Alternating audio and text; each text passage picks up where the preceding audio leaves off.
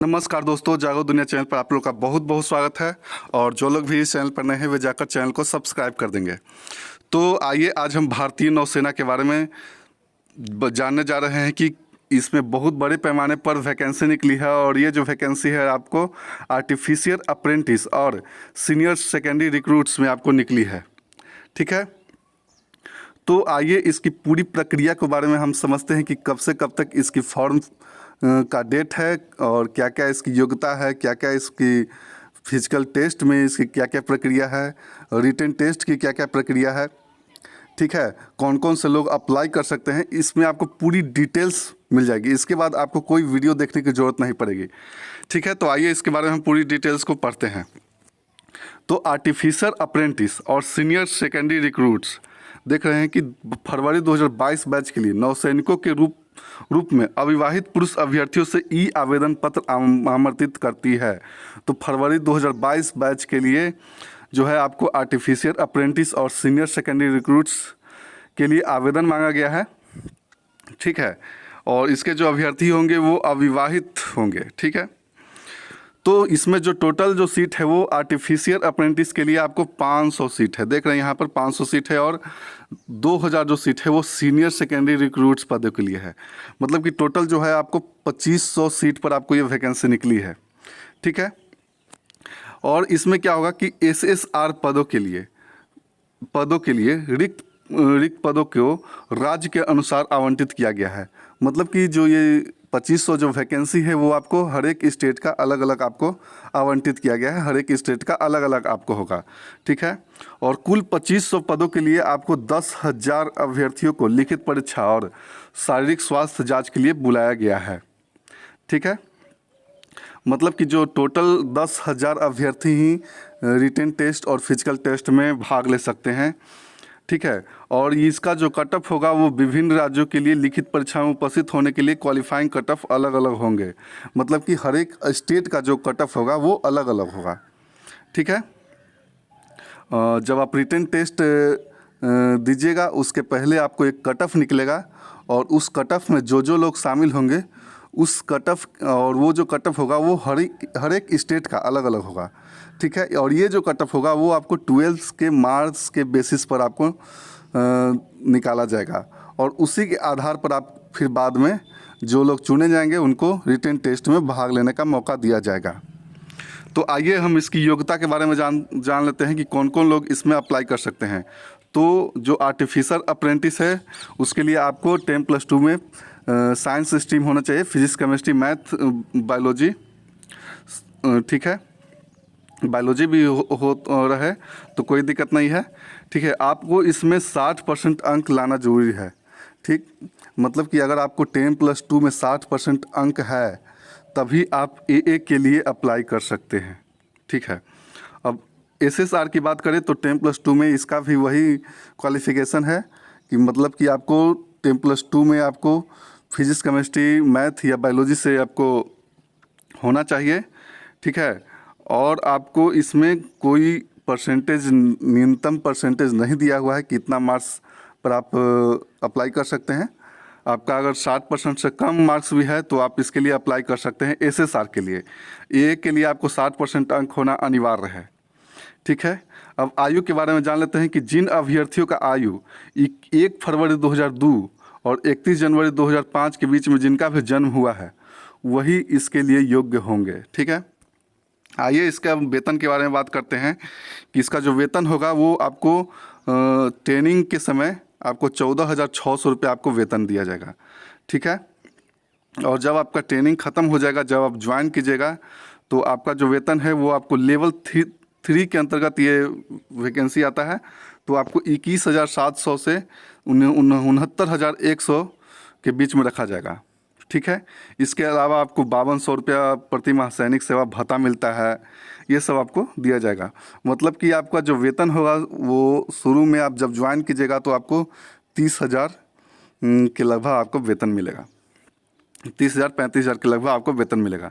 ठीक है, इसमें आपको जो प्रमोशन होगा वो आप मास्टर चीफ पेटी अफसर 1 के रैंक तक आप प्रमोशन कर सकते हैं, जिसका कि वेतन आपको है लेवल 8 के अंतर्गत यह वेतन आता है। ठीक है, इसका वेतन जो है आपको 47,600 से 1.5 लाख तक बीच है आपका वेतन है। ठीक है, अब इसके अनुपलब्धियों के बारे में बात कर लेते हैं कि जब आपका ट्रेनिंग होगा तो उसके दौरान नौसैनिकों की पुस्तकें, वर्दी, पठन सामग्री, खाना और आवास, ये सब आपको निःशुल्क में दिया जाएगा। ठीक है, नौसैनिक खुद और आश्रितों के लिए चिकित्सक सुविधा और छुट्टी यात्रा रियायत, समूह आवास लाभ एवं अन्य सुविधा के हकदार होंगे। ठीक है, ये सब आपको छूट मिलेगा। नौसैनिकों को वार्षिक और आकस्मिक अवकाश मिलेगा। बच्चों की शिक्षा और मकान की किराया भत्ता भी दिया जाएगा। देख रहे हैं कि आपको कितना सुविधा देती है जो नेवी है। अगर इसमें आपको नौकरी लगती है तो ये सब आपको सुविधा दी जाएगी। पेंशन मिलेगी आपको, ग्रेच्युटी मिलेगी, छुट्टी मिलेगी। ठीक है, अब आपके इसमें जो है सुरक्षा बीमा मिलती है। 50 लाख रुपए तक के लिए आपको सुरक्षा बीमा इसमें आपको दिया जाएगा। ठीक है, चयन का मानदंड पढ़ लेते हैं कि क्या क्या है चयन का मानदंड। कोविड-19 महामारी के कारण जनहित के लिए फैसला लिया गया कि लगभग 10,000 अभ्यर्थियों को लिखित तथा शारीरिक स्वास्थ्य जांच के लिए बुलाया जाएगा। कोविड के कारण ये निर्णय लिया गया है कि मात्र 10,000 को ही अब बुलाया जाएगा शारीरिक जांच और लिखित परीक्षा के लिए। लिखित परीक्षा तथा शारीरिक स्वास्थ्य जांच में उपस्थित होने के लिए संक्षिप्त सूची अभ्यर्थियों द्वारा क्वालिफाइंग परीक्षा 10+2 में प्राप्त अंकों के आधार पर तैयार की जाएगी। ठीक है, जो आपका 10+2 में जैसा आपको मार्क्स रहेगा उसी के आधार पर एक कट ऑफ निकाला जाएगा और उस कट ऑफ में अगर आप आते हैं तो आपको रिटन टेस्ट दिया जाएगा। रिटन टेस्ट में आप शामिल हो सकते हैं।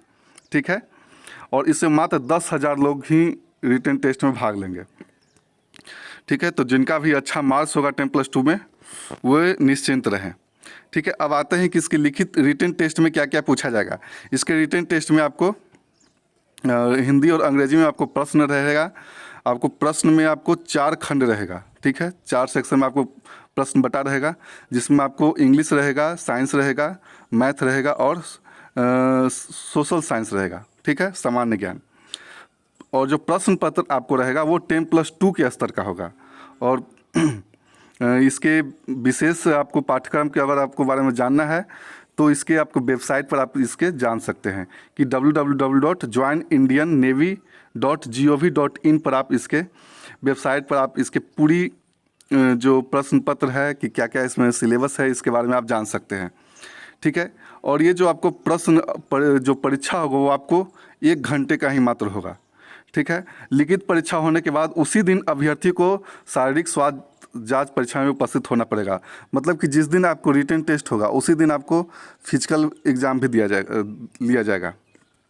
ठीक है, अब शारीरिक स्वास्थ्य जांच परीक्षा के लिए क्या क्या मांगा जाता है।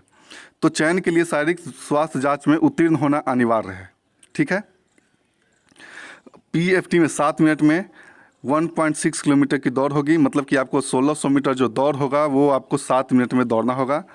20 बार उठक बैठक करना होगा। 10 जो है दंड बैठक होगा। और अभ्यर्थी PFT में अपने जोखिम पर ऐसा कार्य करेंगे। ठीक है, इसकी रिस्क आपको कोई नहीं लेगा। जो चयन भर्ती जो लेगी भर्ती एजेंसी वो आपको नहीं लेगी। ठीक है, आपको कुछ होता है तो AA तथा SSR की मेरिट सूची लिखित परीक्षा में प्राप्त अंकों के आधार पर तैयार की जाएगी। जो फाइनल मेरिट लिस्ट है वो आपको जो रिटन टेस्ट होगा उसके आधार पर ली जाएगी।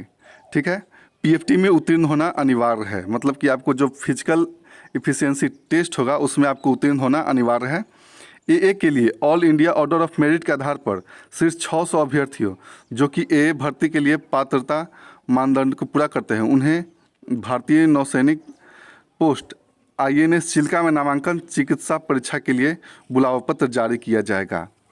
देख रहे हैं कि AA के लिए है जो आपको 600 अभ्यर्थियों को ही मात्र बुलाया जाएगा। टोटल 500 सीट है, 600 अभ्यर्थियों के लिए वो बुलाया जाएगा मेरिट लिस्ट के आधार पर। जब फाइनल मेरिट लिस्ट निकलेगा उसके आधार पर आपको फिर आपका मेडिकल टेस्ट होगा। उसमें आपको 600 अभ्यर्थियों को ही को मात्र बुलाया जाएगा।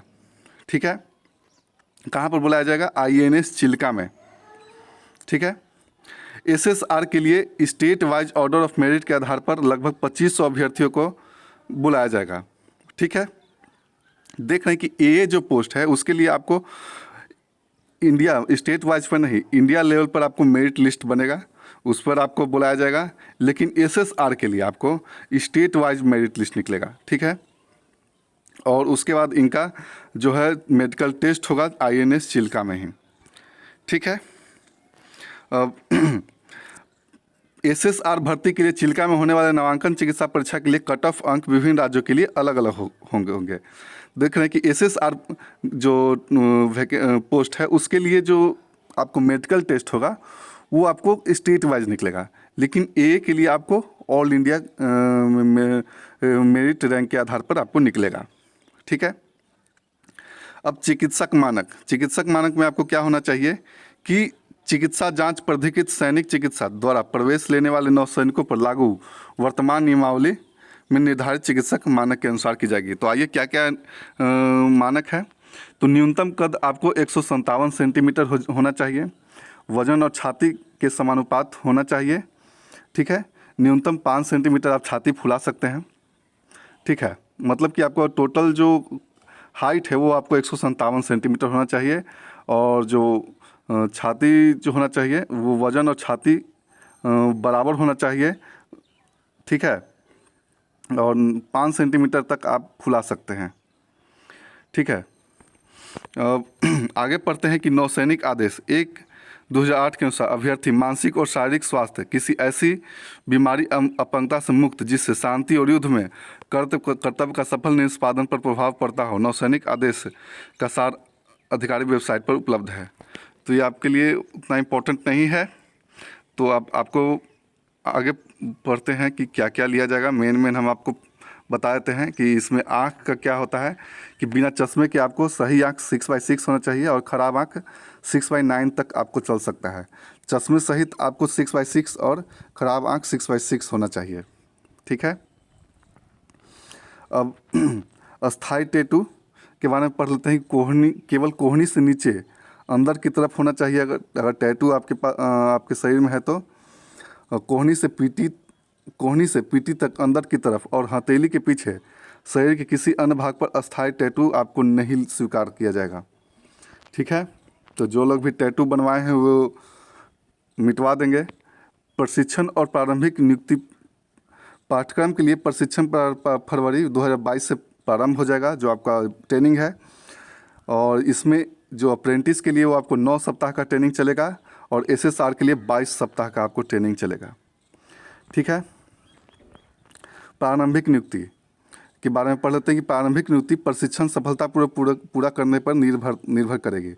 ए के लिए 20 वर्ष और एसएसआर के लिए 15 वर्ष की प्रारंभिक नियुक्ति होगी, ठीक है। अब आइए इसके जान लेते हैं कि कैसे कैसे इसका आवेदन कर सकते हैं। तो आपको इसके साइट पर जाना पड़ेगा। साइट का नाम है www.joinindiannavy.gov.in पर आप इसके आवेदन कर सकते हैं। आवेदन भरते समय आपको क्या क्या अपलोड करना है। आवेदन भरते समय उम्मीदवार द्वारा अपलोड किए गए सत्यापित दस्तावेज ये चीज़ आपको अपलोड करना है। मूल प्रमाण पत्र आपको होना चाहिए, अंक पत्र, निवास प्रमाण पत्र, एनसीसी प्रमाण पत्र अगर हो तो, एनसीसी के लिए अगर हो तो ठीक है, अगर नहीं है तो भी कोई दिक्कत नहीं है। लेकिन मूल प्रमाण पत्र जो आपका सर्टिफिकेट है और मार्क्स का सर्टिफिकेट है और आपको जो आवासीय है, ठीक है, निवास प्रमाण पत्र वो आपको होना चाहिए, डोमिसाइल, ठीक है। अगर आपको एनसीसी का प्रमाण पत्र है तो वो भी आप लगा सकते हैं। इससे क्या होगा कि आपको छूट भी मिल सकता है, ठीक है। परीक्षा के हर चरण में साथ लाने की ज़रूरत होगी, ठीक है। विभिन्न केंद्रों पर लिखित परीक्षा के समय ये जो आपको जो डॉक्यूमेंट है ये आपको जब जो भी परीक्षा होगा, ठीक है, जैसे आपको रिटन टेस्ट होगा उसमें भी आपको ले जाना है, फिजिकल टेस्ट होगा उसमें भी आपको ले जाना है, मेडिकल टेस्ट होगा उसमें भी आपको ले जाना है, ठीक है। इतना आपको प्रमाण पत्र, और ये जो प्रमाण पत्र होगा आपको 10 और 12 का ले जाना है, ठीक है। यदि ऑनलाइन आवेदन पत्र में दिए गए विवरण किसी भी स्तर पर मूल दस्तावेजों से मेल नहीं खाते हैं तो उसकी पात्रता निरस्त कर दी जाएगी। तो जो लोग इसलिए जब भी आवेदन करेंगे तो पूरी सतर्कता के साथ आवेदन करेंगे, कोई गलती नहीं हो। नहीं तो हल्का सा भी अगर आपको गलती होता है तो आपको ना इसमें कोई मतलब कि माफ़ी नहीं किया जाता है, ना इसमें एफिडेविट लगता है, ना कुछ लगता है, आपको सीधे जो निरस्त कर दिया जाएगा। एसएसआर प्रवेश परीक्षा के लिए विभिन्न राज्यों के लिए लिखित परीक्षा तथा पीएफटी में उपस्थित होने के लिए पात्रता कट ऑफ अलग अलग होंगे। ये मैंने पहले बता दिया है कि हर एक राज्य के लिए अलग अलग होंगे कट ऑफ SSR के लिए, ठीक है। और आगे हम पढ़ लेते हैं कि क्या क्या दिया हुआ है इसमें। तो इतना तक उम्मीद है कि आप लोग समझ गए होंगे। तो जो लोग भी आवेदन नहीं किए हैं वे जल्द से जल्द जाकर आवेदन कर लेंगे। हाँ,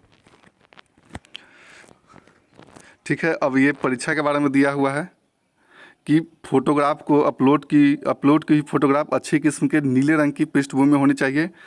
ये बहुत ही इंपॉर्टेंट है कि जो आपका फोटोग्राफ है वो आपको बैकग्राउंड जो है वो आपको नीला कलर का होना चाहिए, ठीक है। ये ऑनलाइन आवेदन करते समय आप ये लोग देख लीजिएगा, ठीक है। और इसमें जो और उतना कुछ नहीं दिया हुआ है। और आगे पढ़ते हैं कि क्या क्या इसमें आपको मेन इम्पोर्टेंट जो चीज़ है मैंने आपको बता दिया है।